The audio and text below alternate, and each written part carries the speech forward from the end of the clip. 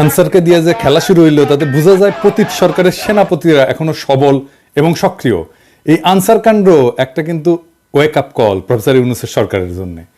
সরকারের সব স্তরে হাসিনার লোকজনদের না বাইর করে দিলে এই অনিশ্চয়তা এবং স্থবিরতা কাটবে না। আমি এটা ক্রমাগত বলে আসতেছি, সুপ্পু থেকে শুরু করে হাসিনার নিয়োগ দেওয়া ব্যক্তিদের বাইর করে না দেওয়ার ফল আমরা পাচ্ছি এবং পাইতে থাকবো। এর আগে শীর্ষ আদালতের মাধ্যমে কু করার চেষ্টা হয়েছিল, আগামীতে এই ধরনের চক্রান্ত চলতেই থাকবে। কেউ যদি মনে করে থাকেন পরাজিত ফ্যাসিস্টরা এবং তাদের প্রভু ভারত সবকিছু মেনে নিয়ে বসে থাকবে, তাইলে কিন্তু বোকার স্বর্গে বাস করিচ্ছেন। ওদের ফেলে যাওয়া জঞ্জালগুলো সমূলে সাফ করেন। ছাত্ররা আনসার কাণ্ড ব্যর্থ করে দিচ্ছে, কিন্তু ছাত্রদের ডাকতে হবে কেন? পুলিশ আছে না, বিজিবি আছে না, আর্মি আছে না? ছাত্ররা কি ছাত্রলীগ না মাস্তান যে এরা এই শেষ পিটাবে সবাইকে আর সবাই ঠান্ডা থাকবে? এটা কোনো প্রসেস হইলো? আনসার অনেক আগে থেকে প্রস্তুতি নিতেছে, আমরা সবাই জানি। আর স্বরাষ্ট্র উপদেষ্টা লেজ মলতেছে বসে বসে। ওই যে দেখেন স্বরাষ্ট্র উপদেষ্টা মালদারে দেখেন কেমনে কথা কয়। 3 উপদেষ্টা এবং অন্যান্য যারা সহকর্মী সবার সাথে আলোচনা করে আমরা একটা সিদ্ধান্ত উপনীত হয়েছি, এখন থেকে রেস্ট প্রথা থাকবে না আনসারে। আর অন্যান্য যে তাদের দাবি দাওয়াগুলি আছে ওই জন্য একটা কমিটি করে দেওয়া হচ্ছে। এই কমিটি পর্যালোচনা করে আমাদের কাছে পাঠিয়ে এবং তা আমরা আন্তঃমন্ত্রণালয়ে বসে একটা সিদ্ধান্ত নেব। এটি আপনাদের কাছে আপনার এই মেসেজটা সবাইকে পৌঁছায় দেন। রেস প্রথাটা এটা একটু ব্যাখ্যা করলে ভালো হয়। রেস প্রথাটা হচ্ছে আমাদের নিয়ম নীতিমালা নিয়োগ বিধিমালা অনুযায়ী ওনারা 3 বছর চাকরি করার পরে 6 মাস যাবত ওনারা রেস্টে থাকে। এরপরে ওনারা আবার অঙ্গীভূত হয় 6 মাস পরে। এই 6 মাস ওনাদের জীবন জীবিকাটা একটু দুর্দশার মধ্যে থাকে, সেই জন্য ওনাদের মূল সমস্যাটা ওই জায়গায়। এই জন্য আমরা সবাই মিলে একটা একমত পোষণ করি যে এই প্রথাটা যেন বাতিল করা হয় নিয়োগ বিধিমালা থেকে। সেটা আমরা কিভাবে বাতিল করা হবে সেই প্রক্রিয়াটার মাধ্যমে আমরা এটাকে রেগুলার জব হিসাবে কিভাবে করা যায় সেটা আমরা দেখেছেন কথা কিতে পারে কাঁপিচ্ছে। হ্যাঁ, কাঁপিচ্ছে কেমন করে? আমি শিওর ডরাই প্যান্ট ভিজাই ফেলছে। এরা কোন আক্কেলে স্বরাষ্ট্র উপদেষ্টা বানাইছে? শোনা যায় এরা নাকি বিএনপির রিকমেন্ডেশনে করা হয়েছে, সত্য মিথ্যা জানি না। ওই নাকি কেউ গেলেই তাকে কয় যান বিএনপি করেন বিএনপি করেন, এটা নাকি কয় ওই বিএনপির প্রতি কৃতজ্ঞতায়। যাই হোক, সত্য মিথ্যা তো জানি না। আবার অনেকে আমার কাছে উষ্মা প্রকাশ করেছে যে আমি কেন ওরে 111 কইছি, ওই নাকি ররে ফাটায় ফেলবে একেবারে, কারণ বিডিআর বিদ্রোহ নিয়ে ইন্ডিয়ারে ধরবে, ও ঠাইসা ধরবে। আপনাদের কি মনে হয় ইন্ডিয়ার সামনে দাঁড়ানোর হিম্মত রাখে? সব অপদার্থ উপদেষ্টা নিয়ে চলতেছে। আর এক উপদেষ্টা তৌহিদ সাহেব, উনি মায়ের বাচ্চা হবে তাই ছুটি নিয়ে নাকি আমেরিকা গেছে। এটা রক্তাক্ত বিপ্লবের পরে এই হইতেছে উপদেষ্টার অবস্থা। সালেজন কইছে যে সমস্ত মামলা দেওয়া হইতেছে তার নাকি প্রথম পর্যায়ে পার হইতে পারবে না। তো এর দায় কার বলেন? আপনারাই বলেন। স্বরাষ্ট্র আর আইন উপদেষ্টার তো নাকি? যাই হোক, আসিফ নজরুল্লাহ এটা ব্যাখ্যা দিছে, কিন্তু এটা নিয়ে পরে আলাপ করবো। আজকে অন্য বিশাল প্রচুর আলাপ আছে, সেই জন্য আজকে এটা ধরিচ্ছি না। তো যে অভিযোগে মামলাগুলো দেওয়া হয়েছে তার বেশিরভাগ ক্ষেত্রে তো হাস্যকর। যেভাবে গ্রেপ্তার হচ্ছে অতি নাটকীয়, আর যেভাবে আদালতে তোলা হচ্ছে তার দায়িত্ব জ্ঞানহীন। আপনি যদি কোনো একজনকে অভিযুক্ত করে আদালতেই তোলেন, তারে মাইরা বিসি ফাটায় তো দিতে পারেন না, তাই না? আপনি শুরু করলেন ডিম মারা দিয়া, এটা মানা যায়। কিন্তু এখন আপনি এমন মার দিলেন যে বিসি ফাইটে যাবে। মাহমুদুর রহমানের উপরে কুষ্টিয়া আদালত প্রাঙ্গণে হামলা আর কালামানিকের বিসি ফাটায় দেওয়া কোনভাবে আলাদা? আসিফ নজরুল কইছে দুটো নাকি আলাদা। আলাদা না, দুটো একই জিনিস। অগ্রজ সাংবাদিক মাহমুদুর রহমান সাহেব, উনাকে আদালতে কি নির্মম ভাবে রক্তাক্ত করা হয়েছিল, তখন আপনারা সবাই কি প্রশংসা করেছিলেন? আপনাদের টিভিতে কি এই নিউজটা দেখাতে পেরেছিলেন? বিএনপির আইনজীবীরা এই কাজ করতেছেন কলে, এটা সবাই কইতেছে। নিজের বিবেককে প্রশ্ন করেন কাজটা ঠিক করতেছেন কিনা। মানিকের বিসি ফাটাইলে পাবলিকে খুশি হবে। আমার তো মনে হচ্ছে যে পাবলিক খুশি করার মিশনে নামিছেন উপদেষ্টারা। একজন গ্রেপ্তারকৃত অভিযুক্তকে যদি নিরাপত্তা দিতে না পারেন, তাহলে ক্যান্টনমেন্টের মধ্যে আদালত বসান। ক্যান্টনমেন্ট ছাড়া তো এখন আপনাদের কোনো গতি নাই। কিছু হইলে ক্যান্টনমেন্ট, কিছু হইলে আর্মি, তো যান ক্যান্টনমেন্টের মধ্যে যে আদালত বসান, ওইখানে নিরাপত্তা দিতে পারবেন। তো মানিকের উপরে হামলার জবাব কিন্তু প্রফেসর ইউনূসকেই দিতে হবে। আজ হোক কাল হোক, এক সময় দিতে হবে। বিএনপির আইনজীবীদের কেউ এই প্রশ্ন করবে না। প্রফেসর ইউনূসকে এমন একটা বিব্রতকর প্রশ্নের মুখে ঠেলে দেওয়া কার স্বার্থে, কার উপকার করবে? মনে রাখেন, উনি যে আছেন এই জন্য ওয়েস্টকে আমাদের ব্যাপারে হোস্টাইল করতে পারতেছেন ইন্ডিয়া। উনারা আজাইরা বিব্রতকর পরিস্থিতিতে ফেলেন না, উনারা বিব্রতকর পরিস্থিতিতে ফেলবে ইন্ডিয়ান লেসপেন্সারেরা। আপনি যদি ইন্ডিয়ান লেসপেন্সারদের জন্য দেওয়া প্রভুপাদ উপাধি পাইতে চান, সেটা অবশ্য আলাদা কথা। তো প্রফেসর ইউনূসের ডিপেন্ড করলাম, এবার ওনারা এটা ধরি না, কি কন আর ধরি। স্যার আপনি যে জাউরার লগে দেখা করছেন, এই যে ইন্ডিয়ান হাই কমিশনার, আমি খুব মাইন্ড করেছি। আপনার কেউ নিশ্চয়ই বলে যে পিনাকি হুদাই মুখ খারাপ করে। হ্যাঁ, দেখেছেন কি টাইটেল করেছে, দেখেছেন পত্রিকার নিউজে দেখেছেন? হ্যাঁ, এই টাইটেল যদি সত্যি না হয় তাহলে আপনার দপ্তর থেকে প্রতিবাদ পাঠাবেন, আর যদি সত্য হয় তাহলে আপনাকে জবাব দিতে হবে কেন ইন্ডিয়ার কাছে আপনি সাহায্য চাইছেন।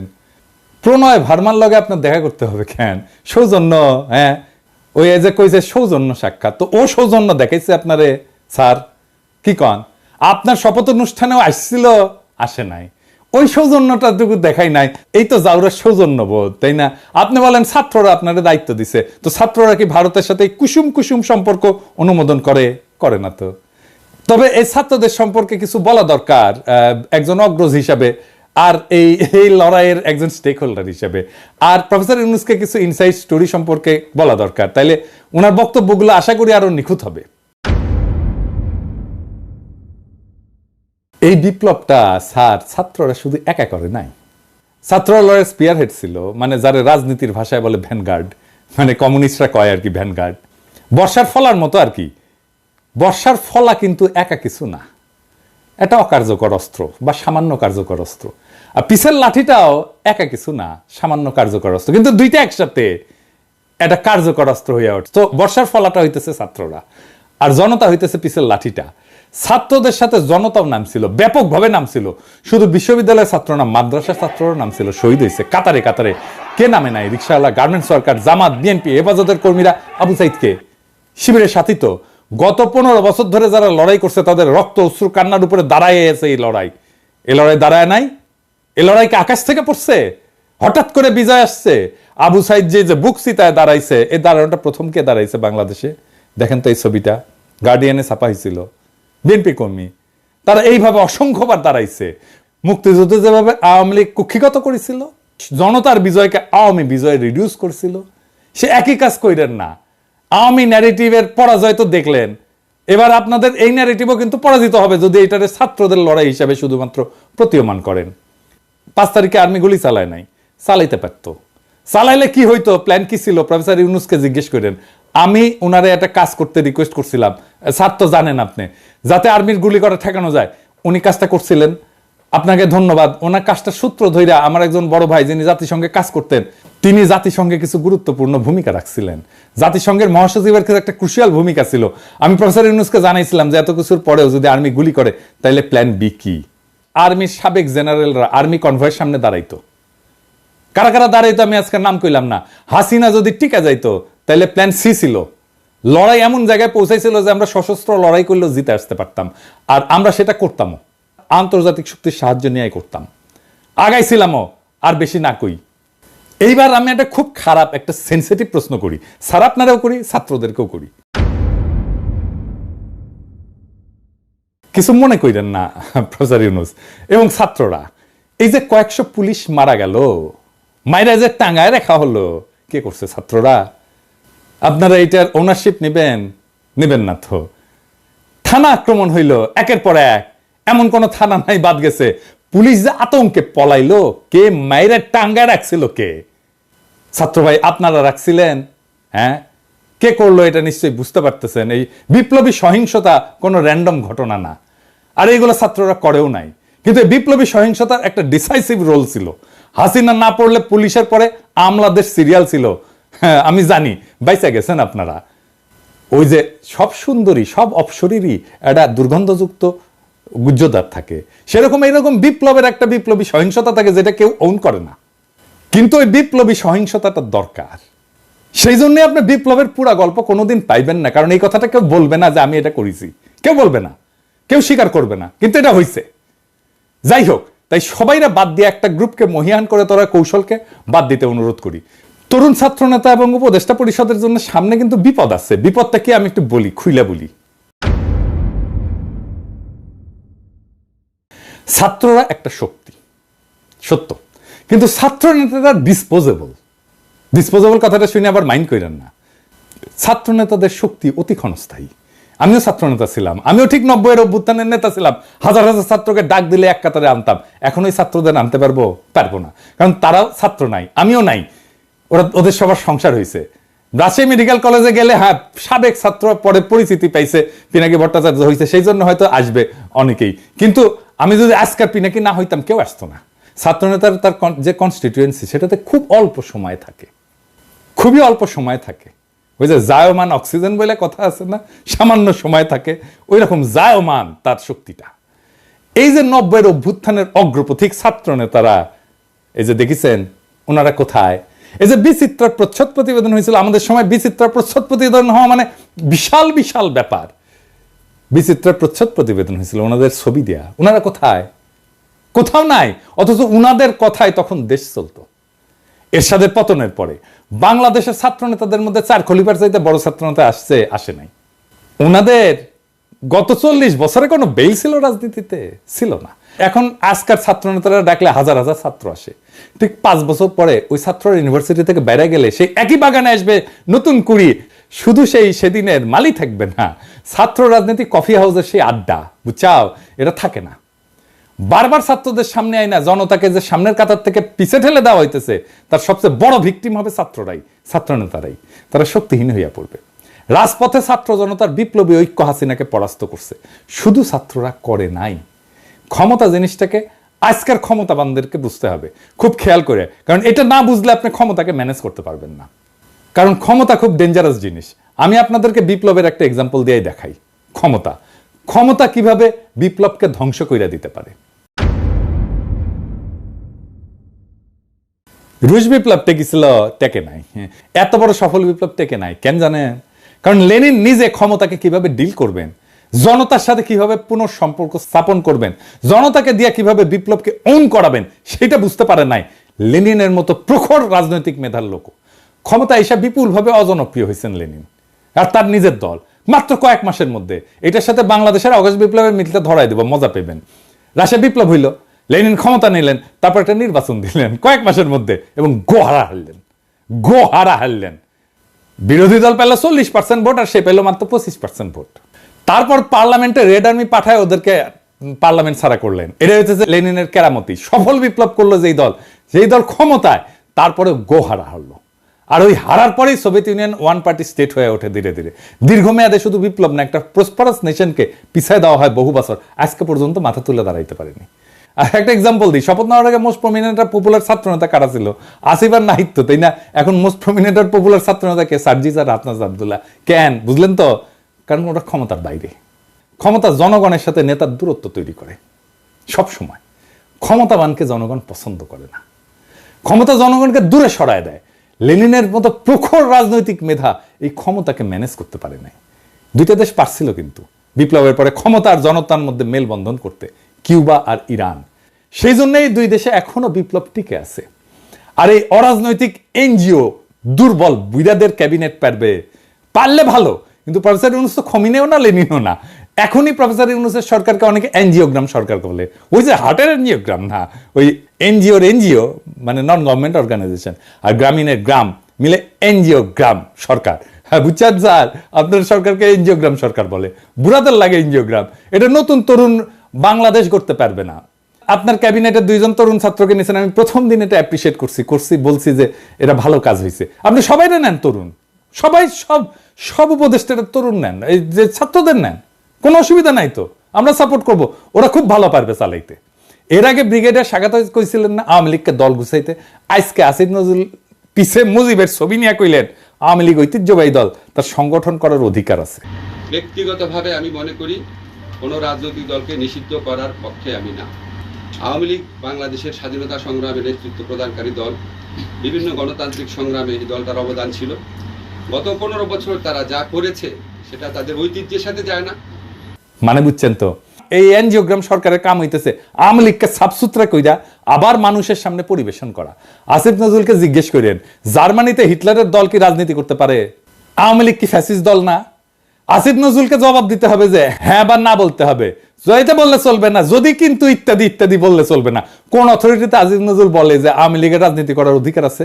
শেখ মুজিবের ছবি ভাস্কর্য যেই জনতা ভাঙ্গে ফেলা বিপ্লবের বিজয় ঘোষণা করেছিল, সেই নিন্দিত স্বৈরাচার ফ্যাসিস্ট হাসিনার পলিটিক্যাল আইকন মুজিবের ছবি পিছনে লাগায় যে উপদেষ্টাগরি করতেছেন, এইটা কি জনগণের অনুমোদন নিয়ে লাগাইছেন পিছে? জনগণ তো এটা ভাঙছে, আপনি পিছে লাগায় রাখছেন কেন? টেঙে রাখছেন কেন? আর একটা বিষয় একটু আলাপ করে নিই, আমাদের মিডিয়ার কিছু রেসপন্সিবিলিটি নিয়ে। সরকার গুমের শিকার ব্যক্তিদের সন্ধানে 5 সদস্যের কমিটি করছে, এর মধ্যে সাজ্জাদ হোসেন একজন। তো মানবাধিকার কর্মী, এনটিভি একটা নিউজ করেছে এটা নিয়ে, এই যে দেখেন, হ্যাঁ, ওইখানে ছবি দিছে এই মালের, সাজ্জাদ হোসেনের বলে এই ছবিটা হইতেছে সুয়েটার প্রাক্তন ছাত্রলীগের প্রাক্তন সাধারণ সম্পাদক, গত 15 বছরের স্বৈরাচারের সুবিধাভোগী। তো আপনি সাজ্জাদ হোসেনকে চিনেন না? সে একজন মানবাধিকার কর্মী, আমাদের কলিগ তো, আমাদের সহকর্মী তো, তার সাথে কাজ করেছি তো। আপনি সে একজনের জায়গায় আরেকজনের ছবি দিয়ে দিবেন আর হাউকাও লেগে যাবে বিভিন্ন জায়গায়। আমার কাছে কতজন পাঠাইছে, এই যে দেখেন এই লোক গুমের হয়েছে। আরে না রে ভাই, এই লোক তো হয় নাই। হুদাই আপনি কি সাংবাদিক নিয়ে রাখছেন এনটিভিতে এই সমস্ত আউল ফাউল? এডিটর সাহেব দেখান তো এনটিভির নিউজটা দেখান, আর ছবিটা দেখান, আর ওই দেখায় দেন যে ওটা কার সাথে মিল আছে, কার ছবি ব্যবহার করেছে দেখায় দেন। এই কাজ করেন না। যাই হোক, আর এটা ইস্যু নিয়ে প্রফেসর ইউনূসের আমি নজর কামনা করছি। আসেন এটা আলাপ করি। হাজার হাজার আহত জনতা ছাত্র কাতরাইতেছেন। আপনি বলছিলেন না এদের চিকিৎসা ব্যবস্থা করবেন না, তালিকা করতে পারলেন না আহত নিহতদের। আপনার উপদেষ্টাদের তো জানাই নাই কেমনে দেশ চলে, কিভাবে দেশটা ফাংশন করে, কয় হাজার আহত, 10,000 20,000, তালিকা করতে পারেন না এতদিনে। একটা হসপিটালে তো গেছে সে, তাই না? যে কোনো হসপিটালে যে কোনো আহত রোগীর একটা আলাদা ডেটাবেস থাকে, ওটারে পুলিশ কেস বলে, এটা লাল সিল দেওয়া থাকে, ইনকা করে ঠাকাস করে মেরা দেয়। তো এই পুলিশ কেসগুলোর তথ্য নিয়ে রোড ট্রাফিক অ্যাক্সিডেন্ট, সাপে কাটা আর বিষ খাওয়া, এই 3 ধরনের রোগী যদি বাদ দেন 18 জুলাই থেকে 5 আগস্টের, তাহলে আহতদের পূর্ণাঙ্গ তালিকা পেয়ে যাবেন। ওখানে ঠিকানাও থাকে, ফোন নাম্বারও থাকে। 1 সপ্তাহের কাজ, আর একটু ভ্যালিডেট করে 1 সপ্তাহ, ম্যাক্সিমাম 1 সপ্তাহের কাজ।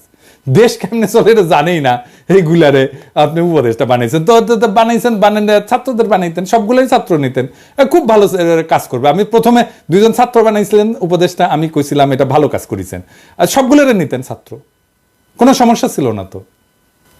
যাই হোক, এই আলাপে শুধু ছাত্র না, ছাত্র জনতার এই বিপ্লবের অংশগ্রহণ নিয়ে কথা বলছি। তো আমি শহীদদের নিয়ে এপিসোডে মাঝে মাঝে শেষ করতাম। আজকে আমি যারা নিয়ে কথা বলবো সে শহীদ কিনা জানি না, কিন্তু এই আন্দোলনে সে একজন নিখোঁজ ব্যক্তি। আসেন তারে নিয়ে একটু কথা বলি।